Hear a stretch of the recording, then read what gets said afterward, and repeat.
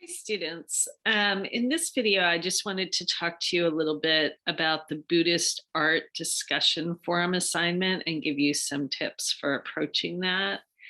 Um, and also, I just wanted to sort of touch on um, sort of the way Buddhism has evolved and the way it sort of permeates contemporary culture, even and maybe even in Los Angeles, you see various references to Buddhism in a lot of different aspects of our life in Los Angeles.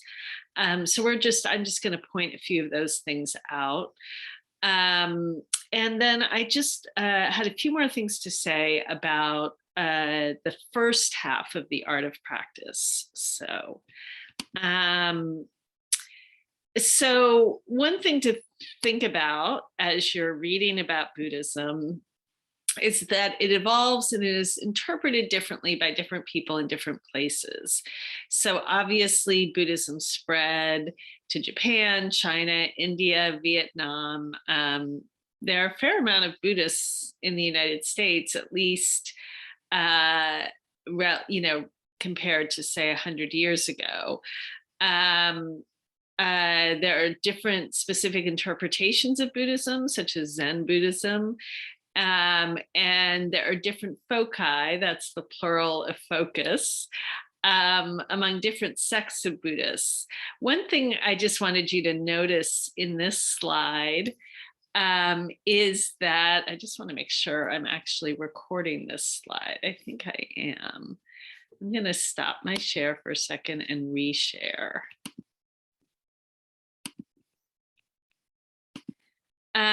Is that the Buddha's, the images of the Buddha change according to where they appear. So in this slide, you can see two pictures of the Buddha, and they're very, very different physically. The shape of the Buddha, the expression of the Buddha is very different. So Buddhism sort of changes depending on where it's being practiced. And it's just a good thing to sort of notice. So another way of saying that is Buddhism is flexible. There's an interesting, I haven't listened to a lot of this podcast. The podcast is Criminal. It's called Criminal, and it's apparently often very gory. But this episode about the Buddha of Oakland, I guess, it's the title of it, He's Neutral, is about how a man in Oakland, California, put out a statue of a Buddha and how it helped him combat crime in his neighborhood. Crime rates went down when this Buddha statue was out. And the guy who did this, Dan Stevenson, is not a Buddhist, but sort of was hoping that the Buddha statue would sort of remind people of the most peaceful parts of themselves. And perhaps it did, because his experiment was kind of successful. Marie Kondo, her name is misspelled here. It should be in, I think is that right? I don't think that's the way her name is spelled. Let me just double check. Who wrote the Life-Changing Magic of Tidying Up. Yeah, it's with an E. Her name is with an E. She very much advocates this idea of we need less, which you might notice a connection between that and what the Dalai Lama says in his book about,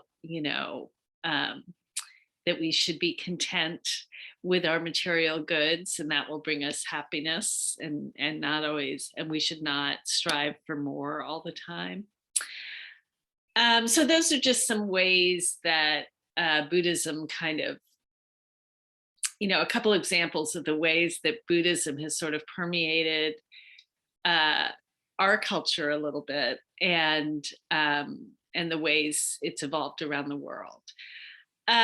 So one of your assignments this week is to post in a discussion forum on Buddhist art. And quite simply, what you're going to do is find an image of the Buddha. You can do this on the internet, and then try to answer these questions about it. Where is it from? Who made it? And when I say who made it, I don't mean you need the artist, because in many cases it's not easy to trace who made a particular Buddha. But excuse me. But you could say it was produced in this country in this year. So we know it was an artist from that time and place. What purpose does it serve? What is the role that Buddhist statue has in that place? And what pose does it have? What can you infer from this? So the poses of Buddhas are very meaningful. So in order to do this post, you need to learn a little bit about those poses. And there's a great link right here that you can click on. And I think you're not seeing this. So I'm going to stop my share and reshare to make sure you see where this link is going to take you. There are lots of places on the internet where you can find out about what the different poses of a Buddha means. This is just one. So here you can see they're all different kinds of poses, and they all mean different things. The protection Buddha, good way, to remember, they sort of have a stop sign up. That's a Buddha that's supposed to protect you. A meditation Buddha, you can read what all these things, different poses mean. And in your post, you can also connect them to what you're reading about and how to practice.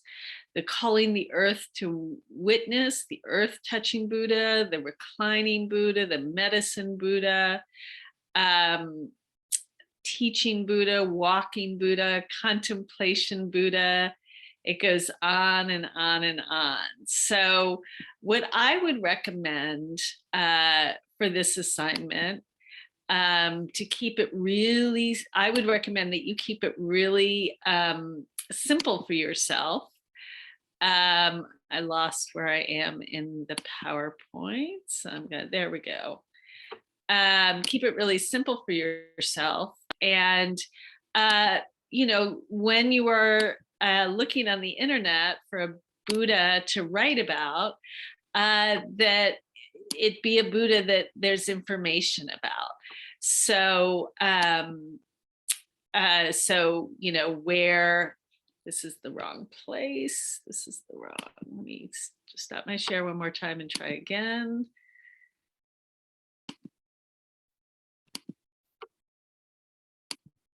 There we go.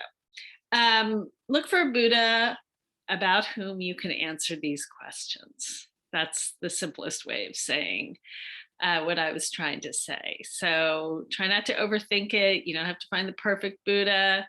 The point is to find an image, say where it's from, where it was made, what purpose it might serve, where it is, and address the pose, what you can infer from it. And use this link to help you do those things. All right, I think that's jumping ahead to things that we're going to talk about in the next video. But I also wanted to just touch on one more thing about pages 27 to 113, which is specifically what the Dalai Lama says about practicing morality. I mentioned last time that on pages 29 and 28, the Dalai Lama talks about the 10 non-virtues. These are organized into 3 categories: physical non-virtues, which are non-virtues, which are killing, stealing, and sexual misconduct. The verbal non-virtues are lying, divisive talk, harsh speech, and senseless chatter. The mental non-virtues are covetousness, harmful intent, and wrong views. So I just wanted to kind of remind you as you continue through the book what the idea of virtue or morality is in Buddhism, and how it's really focused on this idea of not doing harm. And I also just wanted to sort of propose that it seems easy to say, I can go through a day without killing or stealing or sexual misconduct or lying. That's easy. I can pull that off, no problem.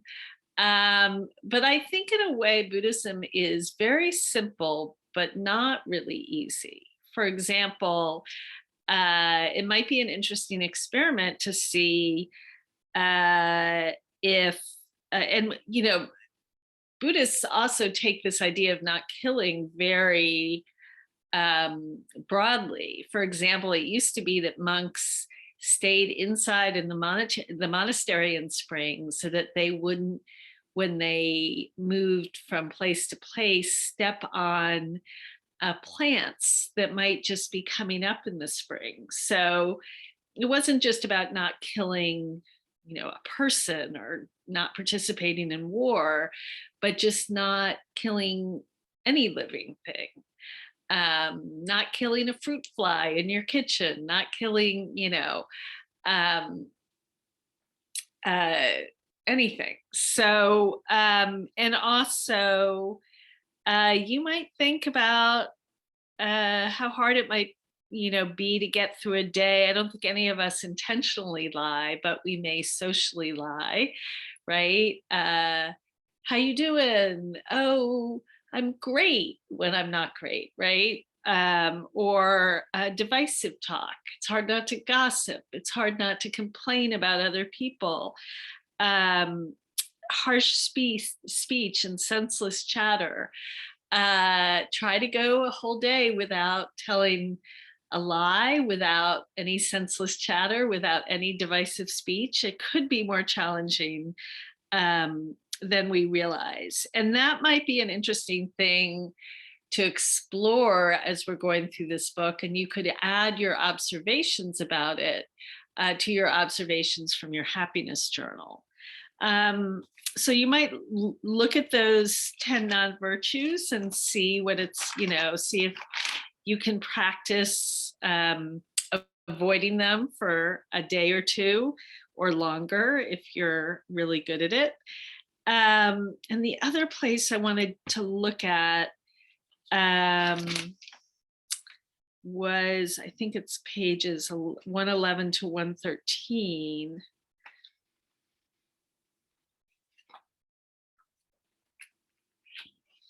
Yeah, where he talks about a summary for daily practice. And I guess it's more like 112 and 113. He says, to maintain and strengthen this profound altruism in future lives, do not lie to anyone at all unless you can help others greatly through lying. Directly or indirectly help people to progress toward enlightenment. Treat all beings with respect. That can be hard some days. Treat all beings with respect.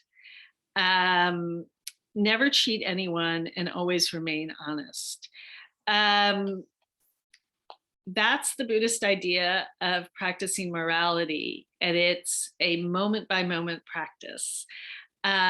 So as you reflect on the ideals of Buddhism and how you might apply them or what it would be like to apply them and whether or not they bring you happiness, as the Dalai Lama kind of suggests they will, you might jot down some of those observations in your happiness journal essay. You might add them in if you'd like to. Okay, I think that's it. Let me know if you have any questions.